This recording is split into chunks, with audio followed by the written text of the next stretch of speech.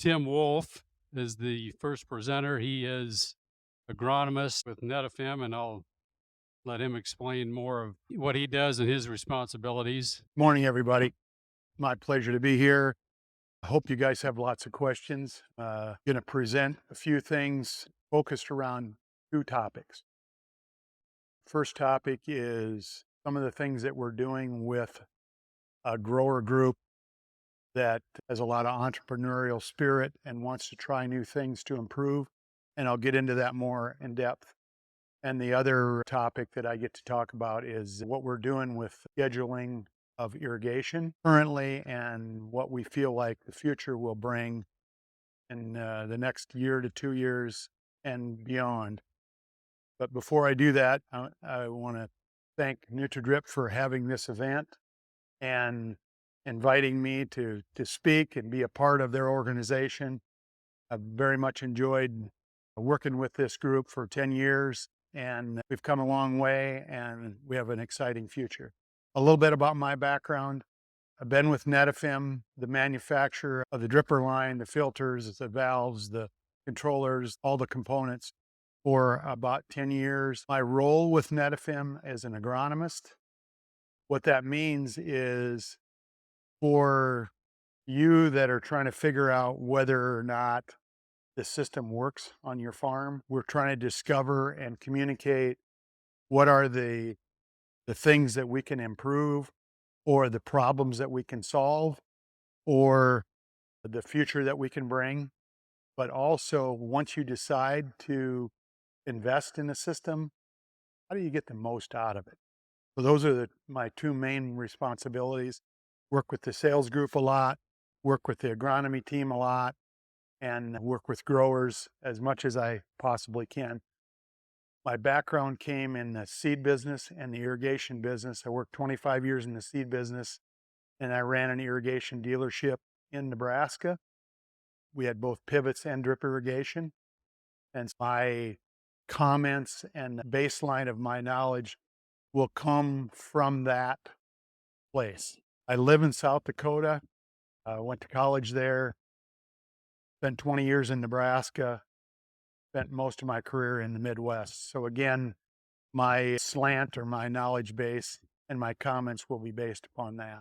As I promised, I wanted to talk about a group that we're calling NutraDrip NetFM 350-150. How it got its name is we have a group of growers that purchase the system because they want to break through some yield barriers that they have. Oftentimes non-irrigated, it might be 200 or 250 or somewhere in there. I want to break through that yield barrier, and I want to get to 300 or beyond 300. And so we named it 350 because our goal with that 10 growers is to discover techniques, discover products, discover together and learn together some things that we can do that will help accomplish 350 bushel corn and 150 bushel soybeans. It's a lofty goal. We have some really aggressive growers. The 10 growers that we selected to be in the group are a wide geography, all the way from Marshall, Minnesota on the north to southern Missouri on the south, Indiana on the east, and western Nebraska on the west side. A lot of geography, a lot of differences, but also a lot of commonalities. One being they're all drip irrigation growers, maybe at different levels of experience. Some guys have had it for 5 or more years, and some guys are only in their first or second year. The other important characteristic of that grower is they're not afraid to try new things, and they're not afraid to express what they've learned, both good and bad. We share with the group. So the inner workings of it is we get together as a group once a year at a common place to talk about what we've learned last year, what our goals are for next year.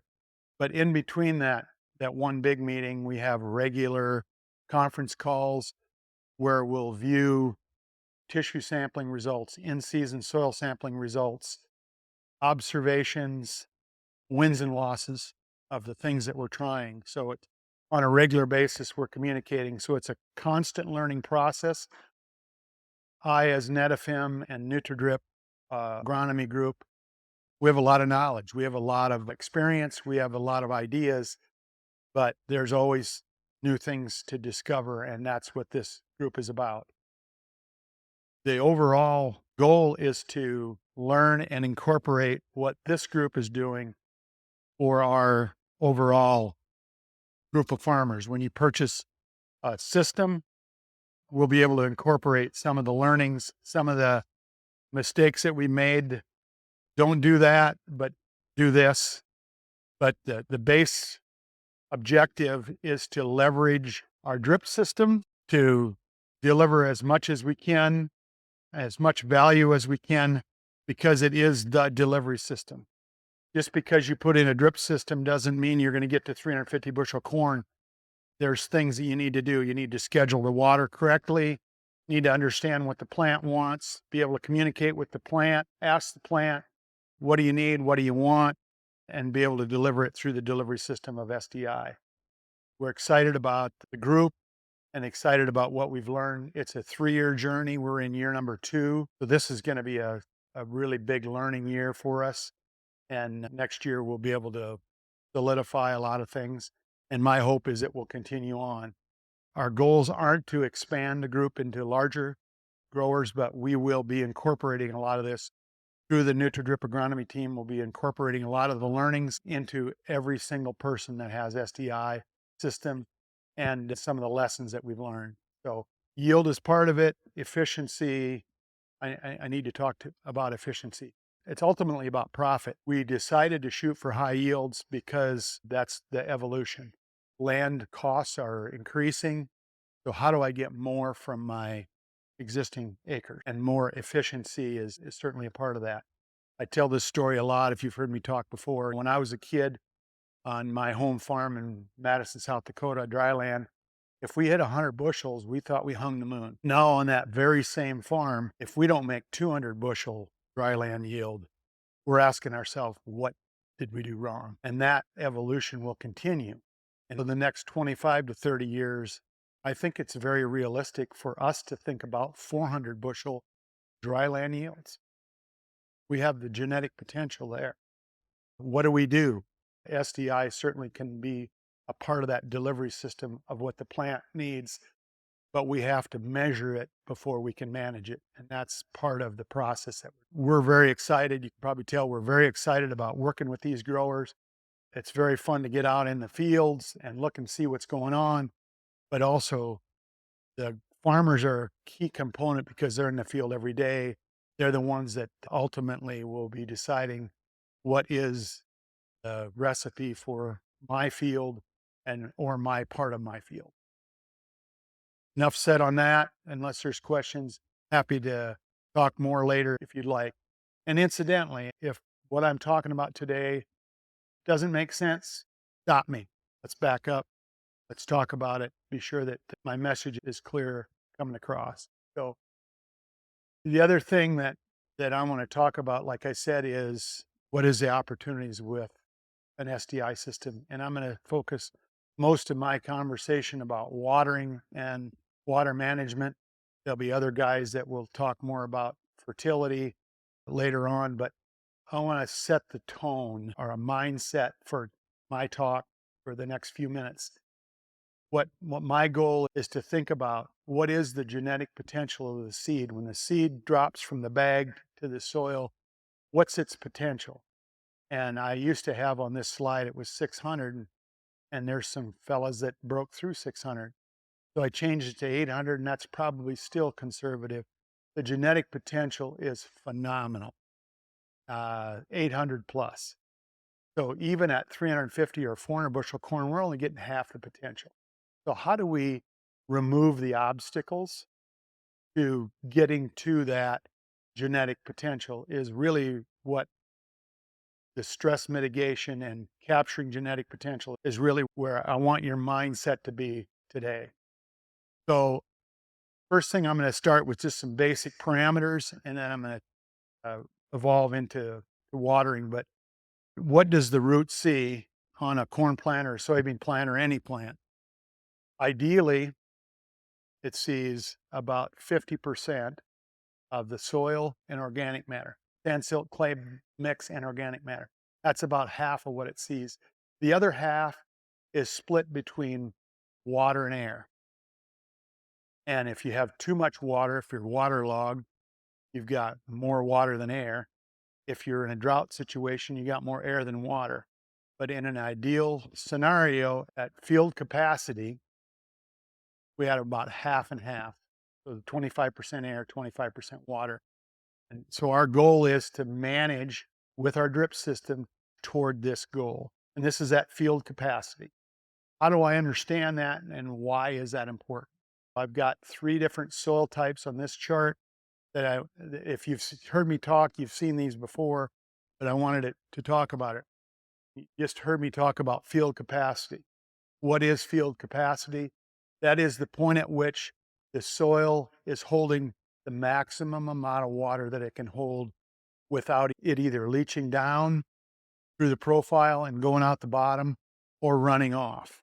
So field capacity is the maximum point where it holds as much water as possible.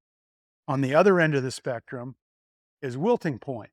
Wilting point is the point at which the plant cannot extract any more water out of the soil. So the difference between the two is available water. So that's the part that we get to manage as irrigators. We get to manage the available water. So you can probably see from this chart that there is still water in the soil depending on the soil type. Sand has less water and loam, and the more clay you have, the more silt you have, the higher the quantity of water, even at wilting point. But available water is where I want to give you the take-home message. So we're managing the available water, and that's a different quantity. For sand, that might only be about 1 inch that we can manage. In a loam, it might be 2 inches, or a silty clay loam, 2 inches or more, 2.5 inches. It's not uncommon to have 2.5 inches of available water potential at field capacity to work with. But at the same time, the available water has water that's easy water. The plant can extract it with no stress. And within that available water, if I get toward the bottom, the plant has to work harder, has to spend more energy to be able to capture that water. Again, as an irrigator, if I can manage the upper half of the available water, I'm in a more ideal condition. I'm going to capture more genetic potential. With the drip system, and the reason I'm talking about this is with the drip system, we often water every day or maybe every other day. We don't allow a lot of the amount of water to deplete. On the sand, I don't have a lot to work with, but even in others, I don't want it to deplete anywhere near even halfway down. I want to keep the water quantity in the soil, the available water level, to be towards field capacity. In an ideal scenario, that's minimum stress, maximum genetic potential. In a drip system, if I can keep my water quantity high because I can water every day, I'm doing a good job. Other systems, a pivot, and I'm not picking on pivots. I used to sell pivots. There's a place for them, but a pivot goes around and it maybe doesn't touch that plant maybe every 3 or 4 days. I may be getting down, depending on the time of the year, I may be getting down into the bottom end of the available water. So by touching it every day, I can manage my available water better. So one of the advantages of drip is to be able to manage that. So what are the triggers and how do I manage that? I'm a big proponent of soil moisture probes. This is a chart of a soil moisture probe. There's a number of them out there. The differences between one and the other is less than the big value comes from who's helping you to decipher the information, and scheduling based upon that information is where the big value and the big differentiators are. So I'm not saying one is that much better than another. They're all good, but the information is good. So how do I read this? The blue area up here is above field capacity. That's saturation, too much water, not enough air. Field capacity would be this line between the green and the blue. And the refill line on this graph is right here in the center.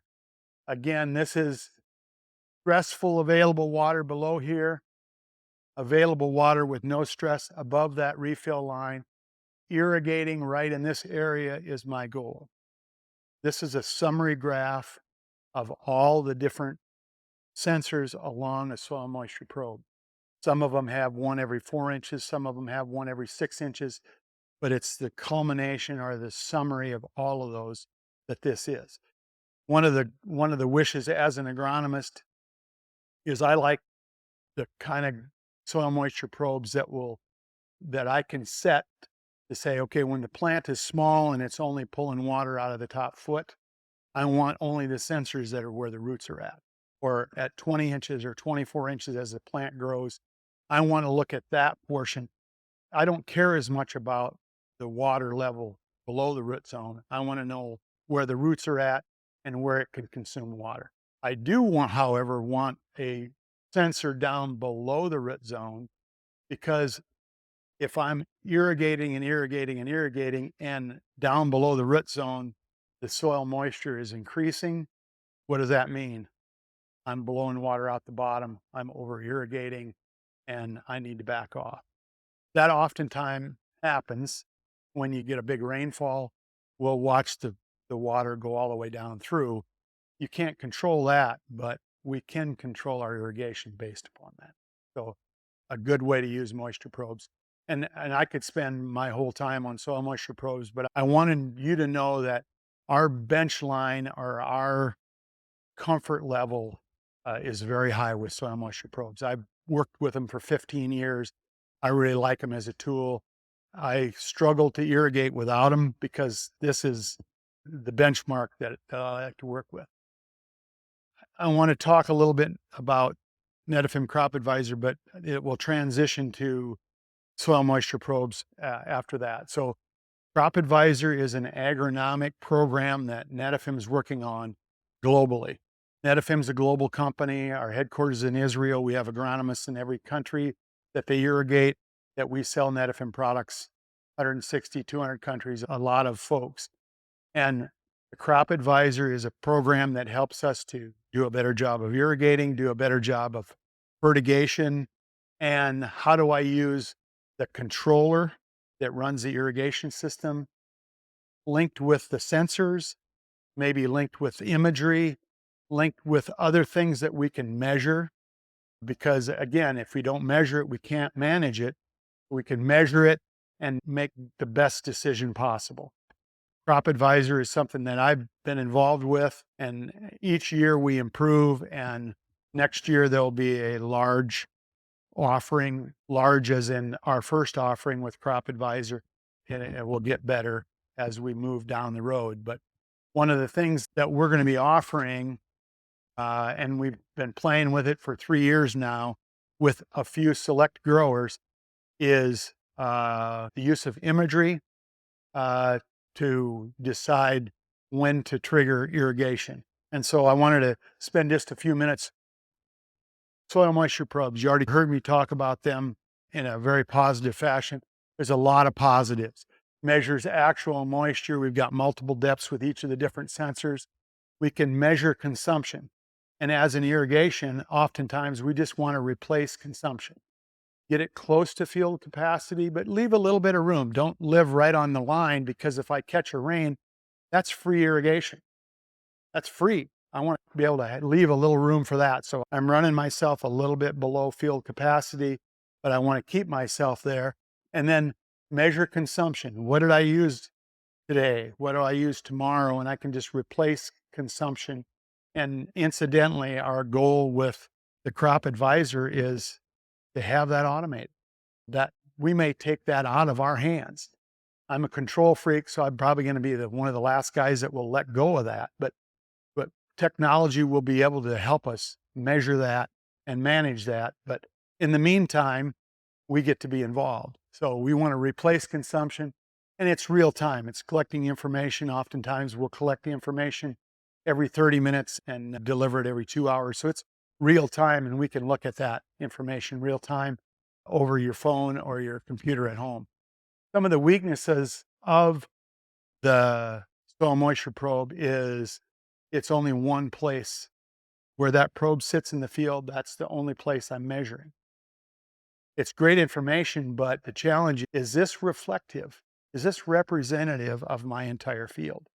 We do our very best to find a representative place, but you always are asking them, I'm going to schedule irrigation off this one point. Installation and the business as a business for NutraDrip is a hard business because you've got a window. The crop is really small, and you got a small window between when the crop is really small and you need to be getting the probes in to where the crop gets so big you can't get it in there anymore, and you've already missed some opportunities perhaps for collecting information. So it's a tough business, and with the geography that they cover, it's a hard business. So we're always looking for ways that we can improve on something that we really like. A soil moisture probe is what we really like. I'm going to introduce you to some imagery that we've been playing with and looking at through Crop Advisor. It may not be this exact product next year and the year after that. The imagery is evolving quickly, and there's some really fun new things coming that we'll be incorporating. So don't think that this is the fully baked version that you'll see for the next 20 years. It isn't going to be, but it's a trend that we like it. So it is full field. We like daily images. We like the fact that we can see trends, and that's something that you'll hear me say several times. We can quantify change, and I'll show you a couple graphs of how we're doing that. It's easy installation. It comes from the satellites. So I don't have to be out there putting it in at that really short window when I got 10 other things going on. It's less expensive on a per acre basis. There's multiple bandwidths we can look at. Vegetative index, we can look at chlorophyll index, which is an indication of nitrogen and sulfur and some other nutrients. The weaknesses is the quantification of difference. With a soil moisture probe, I get a number. I'm a numbers guy. I got a number, and I know that tomorrow, if it goes down, that's bad. If it goes up, that's good. And so you want to quantify that difference or that trend. And that's something that we have done with colors. And now we're trying to figure out how do we assign a number that's not just a color, because eyes play tricks with us. I've looked at yield maps for 30 years. And what shade of green is that again on that yield map? Is that where it's really good? Or so just colors isn't enough for me. I want to see numbers. And having regular images is also a concern. With some of the older satellites, they only go over every 5 or 7 days. Some of the new satellite constellations will go over daily, but clouds are always an issue. When I have some clouds, maybe won't capture as clear of an image as I like. So that's another challenge. So what the imagery offers is the different images. Like I said, NDVI, there's a modified NDVI when the crop is small, chlorophyll, and the red edge. And then the frequency, there's 2 different ones in our Crop Advisor that we offer. Every 1 to 2 days is a high definition with a really small pixel. I'm not as concerned about a 1 meter or 1.5 meter pixel as I'm concerned about the regularity. I want to understand the trend. I want to understand if I'm improving, if I'm staying the same, or if I'm going backwards. So the example that I will show you today was from last year. We had 51 images from about planting time and late April till black layer in early September. And the default cloud cover was 5%. And this is last year. So I can play with the cloud cover. I increased that to 75% cloud cover just to see what would happen. I only picked up 4 more images. So I think I can do a pretty good job with 51 images. I was pretty happy with that. The standard definition, which is a larger image, but this is the concern, is how many days between images. 5 or 7 days isn't enough. If I lose one of those because of cloud cover, I've got 10, 12 days. And if I'm trying to do a really good job in the heat of the battle at pollination time, that's just not enough. I'm I'm convinced that we need the high definition. And there was only 14 images because of that 5 to 7 days, usable images with standard definition. You probably know why I'm saying it. Here's a couple of images just to look at it. That's actually one of Grimm's fields. This is the different days. You can look at different images, so you can look at different images and see the color difference. There's a relative scale at the bottom for red, yellow, green being good, yellow being okay, red being, oh my gosh, maybe I need to do something different. But it's a relative scale. And in this situation, you might think that this is really bad along here, but it's really only about 5 or 7 points difference in NDVI than the very best. So it's a relative difference. So you need to understand it's a relative difference. So this is all pretty good. So on the scale for NDVI, 1 is perfect and 0 is nothing. We're looking at this image and it's 0.86 to 0.90. So there's not a lot of difference in it, but there is differences in this field. So here's another field, and I'm going to go through this field in 2 or 3 times during the season.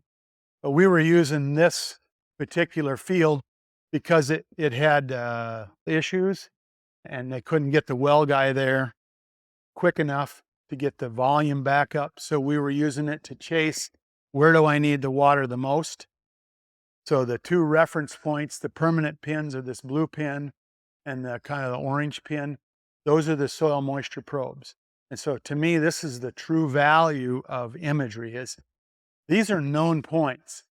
These are proven technology is the soil moisture probes. How does the rest of the field look in reference to that? And you can look at the colors and say, it looks pretty uniform, but we have built into this system a graph that, again, I'm a numbers guy. I want to know what my trend is. So the calendar year from the 27th of April all the way to the 10th of September is here. And the day that we're looking at it is right here. So if we looked at it on that particular day, which is the 5th of July, I wouldn't be able to see any of this, but I'd be able to see up to this point on the 4th of July, things are looking pretty good. Things are trending up. I'm not seeing a lot of issues with this field. Things are looking good. I'm doing a good job of providing the needed moisture to continue to improve my vegetative index. So as I get into August, and that's over here in the graph, I'm starting to see, and again, these colors, you probably can't see them from where you're sitting, but the orange line is here, and then it's starting to dip down. The blue line is dipping even further. The blue line is way down here. And actually on the 4th, 3rd of August, it's dipped way down. It is showing that this area is struggling. So again, imagery can help us to fill in the gaps. If I'm this particular soil moisture probe actually situated in a green area, but right below that in that field is a struggling area. You can see the color, but what does that mean? I can see that it dropped from about 0.8 at the peak, which was the peak in this field, down to about 0.4. So it dropped significantly. And again, we did a poor job of irrigating because we were limited in water. But it's a good example of how we can utilize the technology to continue to improve and to do better. So the 19th of August, you can see even further deterioration, and it's falling off even further. And this particular index is a chlorophyll index, which is color, nitrogen, sulfur use, and it's falling off even further in some of those challenged areas. But again, this isn't what we want, but I'm using this as an example of how we can use imagery as a tool to measure relative differences in a better area than a more stressed area. Does that make sense? I'll say this again, the technology and the provider that we're using is not fully baked. We're not ready to say this is the end all, but I'm very excited about the tool because it fills in some of the weaknesses of a very good system of soil moisture probes. I really like soil moisture probes, but they have some challenges. So we can do some really neat stuff, and I'm excited about being able to provide this. Incidentally, the crop advisor, our goal is to be able to deliver this one login. You can run your controller in your field. You can tell it to irrigate, to fertigate with the controller. That you'll have that on that same login. And the goal is to have the sensors. So the soil moisture probes, or if you have other sensors, it's an open platform, so we can put a lot of different sensors out there to have that available again in the same login, and imagery also under the same login. So you aren't logging out and logging in and trying to figure out, okay, I've got this picture and I've got this picture and I've got this picture. The goal is to be able to overlay. And the ultimate goal is an autonomous system that will make decisions for us. We can oversee the decisions that it's making, but in the future, and I don't know that I'll see it in my tenure with Netafim, but in the future, we should have the opportunity to have an autonomous system that will take my emotions away from the decision. Questions for me? The question is, are the soil moisture probes measuring the moisture content, or the potential for moisture content, or the potential soil moisture potential? So you can look at that and have the reference be a number of different things. Percentage, you can look at that as a percentage of the available water, or you can look at it in actual inches or an actual measurement. My preference is actual numbers, and I'll tell you why. When I go to the coffee shop after a rain, the farmers are talking about, I got a ½ inch, I got 3/4 of an inch, or I got 1.5 inches. They don't say, I got 25%. You know, the percentages you can see on a graph, but the moisture quantity is a hard number, a real number. I prefer the real numbers, because we know evapotranspiration for corn, and the high end is about 0.35. Occasionally we'll get a day that's a ½ inch. It will consume an actual ½ inch of water in one day. That's extreme. Oftentimes, where I live up north, it's only 1/4 inch a day. So I know that's probably going to be around that, but I use a device to measure so I can manage. So other questions? I appreciate the question. Certainly want you to have a take-home message. My take-home message is the future is bright. We're excited about the crop advisor. We're excited about what we're doing with the 350, 150 to help us to steer towards where we need to go. So I'll leave you with that.